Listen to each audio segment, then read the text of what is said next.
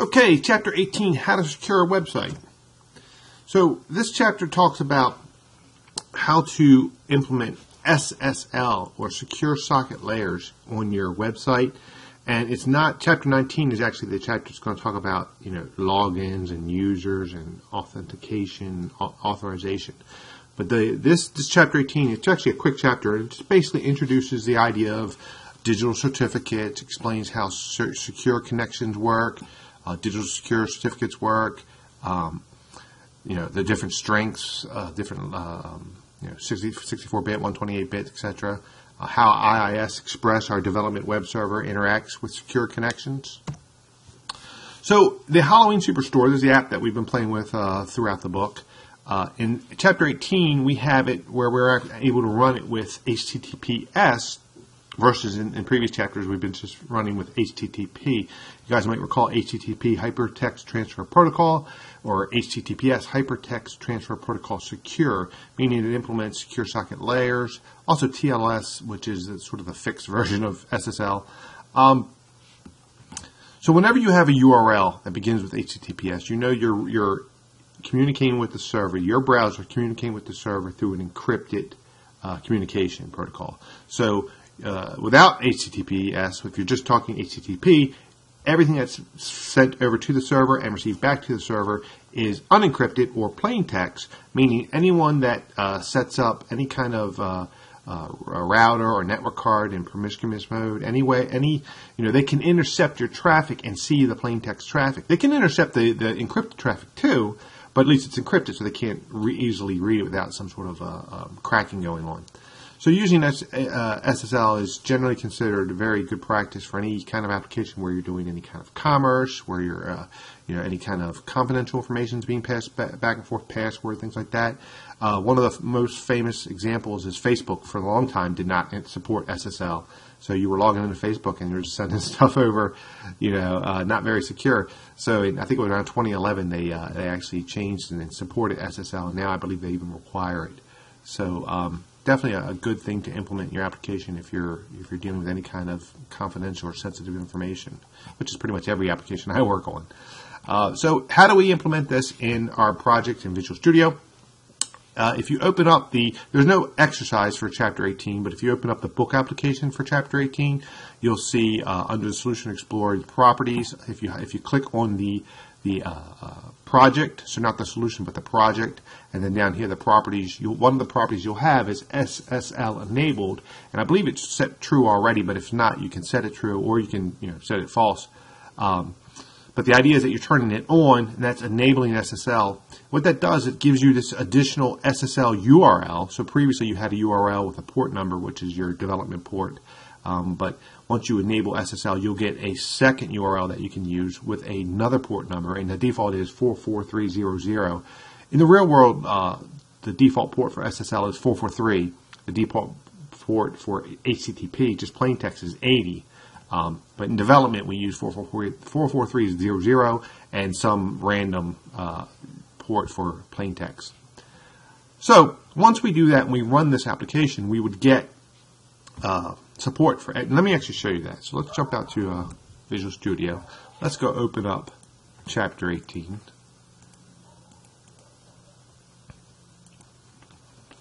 So from our book application, not the exercises, we'll grab the Halloween store. And notice my SSL enabled is equal to true. So I've got this additional URL. Let's go ahead and run this guy.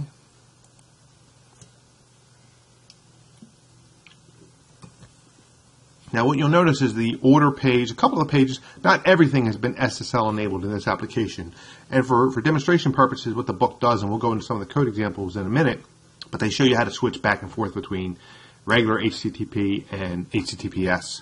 So this page is not HTTP, but if I go and and the thought, I guess, is as you're shopping, doesn't need to be encrypted. But when I go to checkout, that's when we switch to HTTPS. Now we're communicating encryptedly, and I can type my information and actually continue my checkout. And then if I type this all in, then I would I've got some. So So I'm not doing proper database exception handling. I've got some foreign key constraint going on there that I tried to violate. We should probably go look at that later, but that wasn't for this purpose. But if I put valid information in there, it might actually, there we go. So now I'm on the second page, and you can see again, I'm still in HTTPS mode, so I'm still communicating with encrypted connections. If I cancel the order, it switches back to plain text, so I can go back to starting a new order. So that's the idea behind the application. In a minute, we're going to look at how they implemented that. But before I do that, I want to talk a little bit more about SSL and some of the gotchas with SSL. So I'm going to open up another window here, and I'm actually going to go to my website. I've got a website out here. It's just got some basic information about me, davidepatrick.com. And if I go to it using HTTPS, you'll notice it complains. It says, hey, there's a problem with this certificate. So it's not properly set up for secure connections. It doesn't really need to be. It's just presenting some information. So if I go to it using just HTTP, I get my page and everything's hunky-dory. But when I go with it to say, hey, let's get a secure connection to that site, what happens is it does present a certificate, but the certificate hasn't been configured for this site. So what I can do, I can actually go in here and say, hey, let's go ahead, even though this isn't recommended, let's go view it anyway, because I know it's my own site. I'm not really, no one's trying to hack me here. But what I want to show you, besides this error message, is up here, this security report against the certificate. It'll give you the information what's going on. This is a mismatched address. It actually, the certificate that was presented, so it was presented with a valid SSL certificate, but it's not the one for this website. And if I actually go to view certificates, you can see, oh, it was actually issued to serve2.com, which is my host for this particular website. And the company is Rapid SSL from California. I can go into even more details about the certificate and find out, what version it is, who it was issued from, how big it is, or this is the public key that's associated with it. I can go in, I can see, who did they get it from? So this is the company that presented the certificate.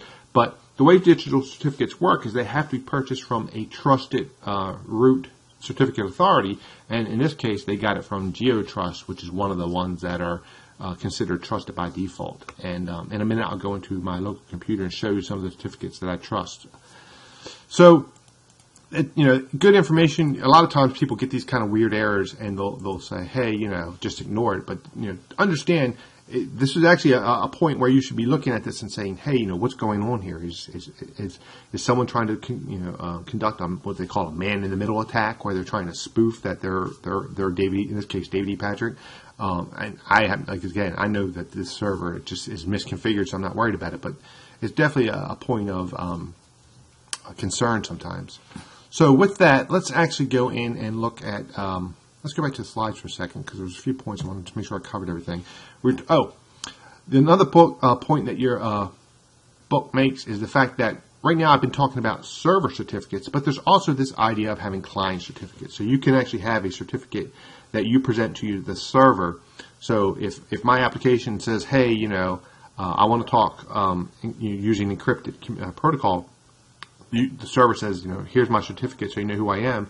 But it may also say, hey, client, now I'd like you to prove who you are. Do you have a certificate? And that's not probably as usual as most applications, but in certain applications, a lot of the work I do in the DoD, we have that situation where we actually have to have a certificate installed in order to use an application, so we can verify the client identity as well as the server identity. These are some of those certification authorities that I mentioned. GeoTrust is in there, DigiCert, Thought, VeriSign's another one that should be here but it's not listed. If I want to see some of the ones that I'm trusting on my local computer, I can actually run the certificate manager. So I'll come over here to my start button, and I'll type MSC for Microsoft Settings Console, I think it is, Management Console. And what I can do in the management console is I can say, hey, I want to load the certificate manager and see some of the certificates that are loaded on my machine. So when I run that MSC and hit enter, it brings up the Microsoft Security Systems Console, and then I can tell it to load, and it does take a minute. I guess I got a lot of certificates on my machine, but it's going to load my certificates, and I have to have admin privileges to see machine level certificates, but I should at least, even without admin privileges, see my own personal level certificates. So while that's coming up, let me go to the next slide and see if there's anything else I want to point out. Excuse me. So more information on how digital certificates work from Chapter 18. They talk about, authentication, the idea of determining who a server or client is based on the certificate claims. The fact at this point is important that if you actually want to use a SSL certificate in production, you're going to have to buy one from one of those trusted certificate authorities that I just listed. For development work, we'll talk about how we can do a self-signed certificate, and then we can trust that so we don't get any weird warning messages. But that's not going to fly out in the real world. You can't just create a certificate and put it out there. I guess you could, and you could tell people to trust it, but it'd be a lot of work in calling all your end users and saying, hey, go install this cert and trust it and that kind of thing. They mentioned that SSL has been built into all major browsers and web servers, and the SSL strength is the idea that however long, the longer the keys, the greater the encryption is. So, 56-bit, 64-bit, 128-bit, 256-bit. Also, longer is more expensive when you buy these from the certificate authorities. You might see this warning every now and then. You're browsing a web page and it comes up and says you're about to view pages of a secure connection. Typically, that's when you started out insecure and then you switch to secure. There is ways to either suppress this warning. You could just check the box, don't show this anymore. I'm not sure that I would advise that, but I am going to show you in our development environment how we can trust our own certificate that we generate so we don't get a bunch of funky warning messages every time. So, and this is just an example of the HTTPS with the rest of the URL. Let me see if my certificate authority fired up. It did finally. So this is my Microsoft system console, and what I did, it would come up blank the first time you run it. So I went and I added a snap-in. I added a certificate snap-in, and I did it twice, once for my local computer and once for the current user. So every time you add it, it'll pop up and ask you, who do you want to add? What certificates do you want to look at? So I'm looking at all the ones on my local computer and any, and some of these are going to overlap, any that are on my current user. What I wanted to point out, besides all this is the third-party certificate authority. So you can see I've got some. Looks like I'm trusting GoDaddy and some other VeriSigns down here. There's all sorts of stuff that's in there by default when you first get your operating system loaded. And whoever sets it up for you, your admin may have put some things in there. But what I want to point out is when you run the exercise from Chapter 18, it'll pop up and it'll say, hey, would you like to would you like to install a certificate so you can run this application without any warnings? And what it will do is it'll put in your certificate store here, this entry right here, where it says localhost from IIS Express. So now that this certificate's been installed, when I run my example from 18, I can switch between HTTP and HTTPS, and there's no warnings. If I didn't do that, so let me close this out, and let me go back to my certificate store, and let's remove this certificate. So I just undid what Visual Studio did for me, and now let me save that. Let me go back to my application and run it again.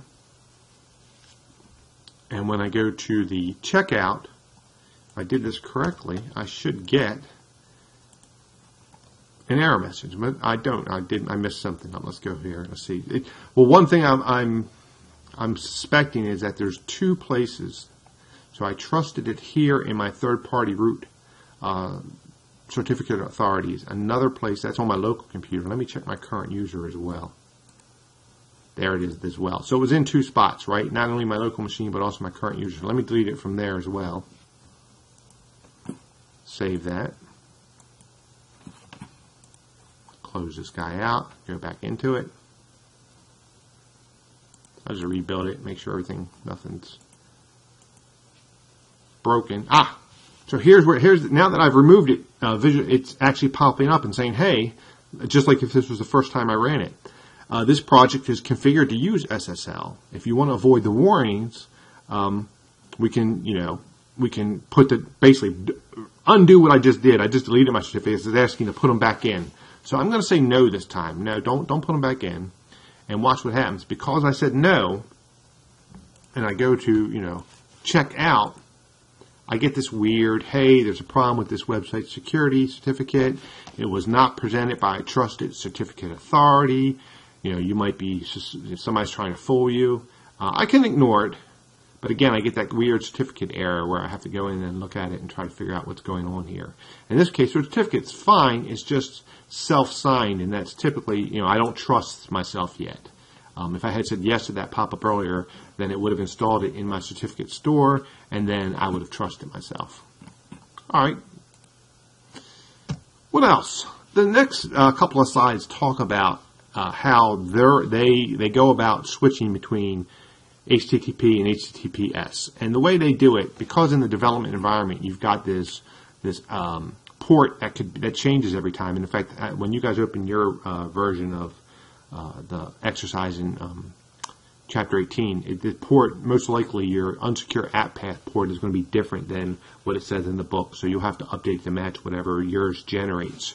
But your port for your secure app path is going to be 44300. That's pretty much a default. But it uses these two values to switch between regular HTTP and HTTPS.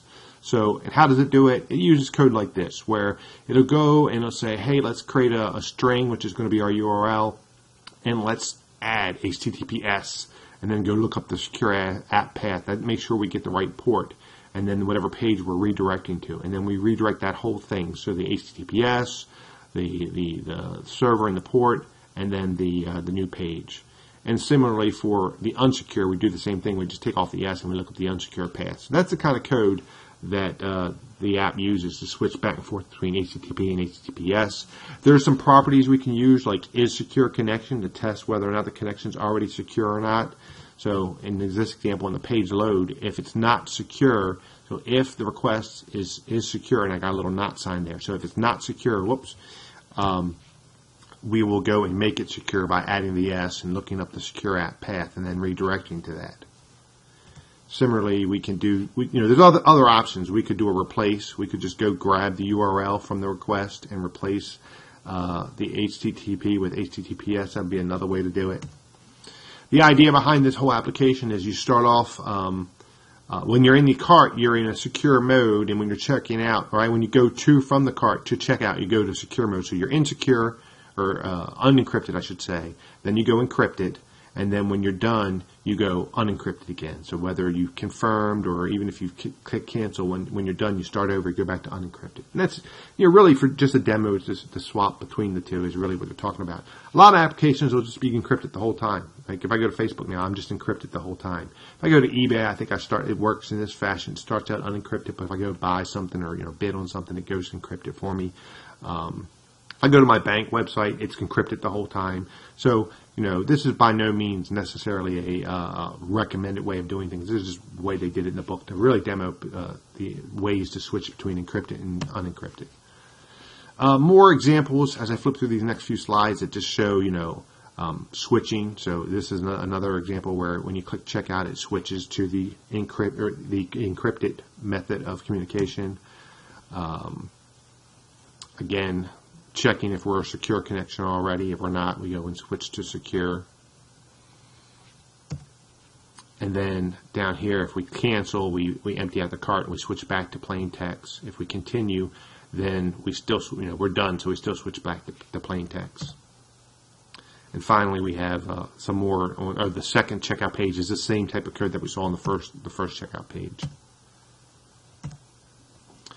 So that was Chapter 18, demoing really SSL and some of the gotchas and things that you have to look out for when working with it, and how you can set it up in Visual Studio and get IIS to self-sign and self-trust. I do have I'm going to put a couple links to some more articles on this if you want to see some other information about how to, if you're using older versions of Visual Studio and you want to go through the steps of trusting your certificate manually. So I'll put those steps up on the class site in case you want to look at that. Again, if you have any questions, feel free to use the Q&A panel in the live meeting, or if you're not in the live meeting, just shoot me an email. Thanks.